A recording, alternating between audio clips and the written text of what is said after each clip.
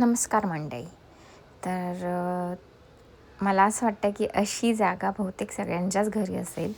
बघूच शकता तुम्ही, हा असा कोपरा आहे, अशी जागा आहे की जिथे नको असलेलं सामान, नको असलेले कपडे असे छान रचून ठेवले जातात.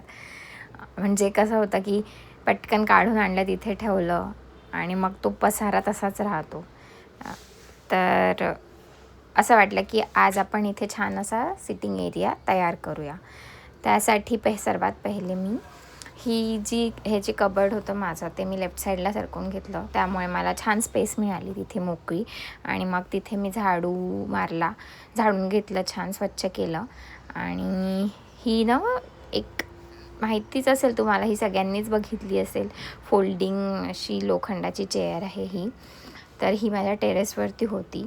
त्याला छान मी थोडं स्वच्छ करून खाली घेऊन आली बेडरूममध्ये. आरामात अशी ही फोल्ड होते, कारण की जर आपल्याला नको असेल तर आपण आरामात फोल्ड करून ठेवू शकतो ती चेअर तिथेच. आता मी खाली घेऊन जाते ती चेअर बेडरूममध्ये. आणि इथे पण याला छान ओल्या कपड्याने वगैरे पुसून घेते आहे. आणि मग याच्यावरती मी बेज कलरचं असं माझ्याजवळ चेअर कवर्स आधीच होते, तर ते सुद्धा मी इथे यूज केलेले आहे.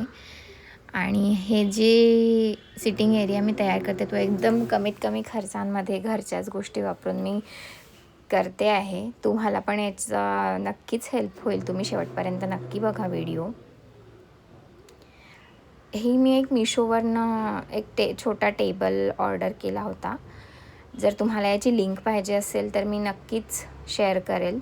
तुम्ही मला कमेंटमध्ये सांगा, मी नक्की शेअर करेल. तर हा तो टेबल आहे, छान छोटासा क्यूट. आणि अजून एक तशीच सेम चेअर मागे स्टोअररूममध्ये ठेवलेली आहे. तिथला व्हिडिओ मी काही शूट केलेला नाही आहे, कारण की ते दाखवण्यासारखा नाही आहे तिथली जागा.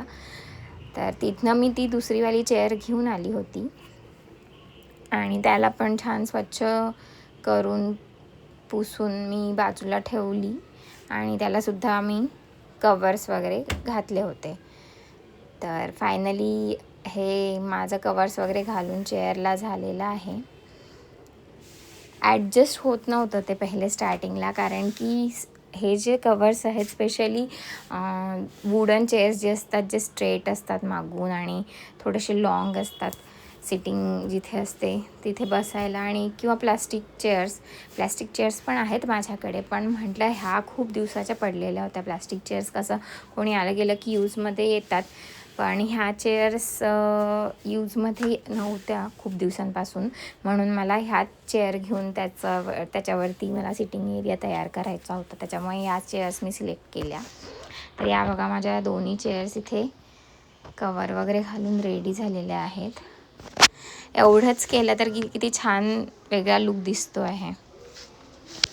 आणि जसं की तुम्हाला माहिती आहे, माझ्या चॅनलचं नाव स्वदेशी वाडा स्टाईल आहे. तर मग स्वदेशी टच, जसं ट्रॅडिशनल टच, जुन्या गोष्टी ज्या काळात जशा होत्या तसं मी प्रत्येक व्हिडिओमध्ये त्याला एक ट्रॅडिशनल टच देण्याचा ट्राय करेल. जसं की आजकाल खूप ट्रेंडिंग आहे व्हाईट वास वगैरे यूज करणं, पण मी इथे गोल्ड वास चूज केलेला आहे.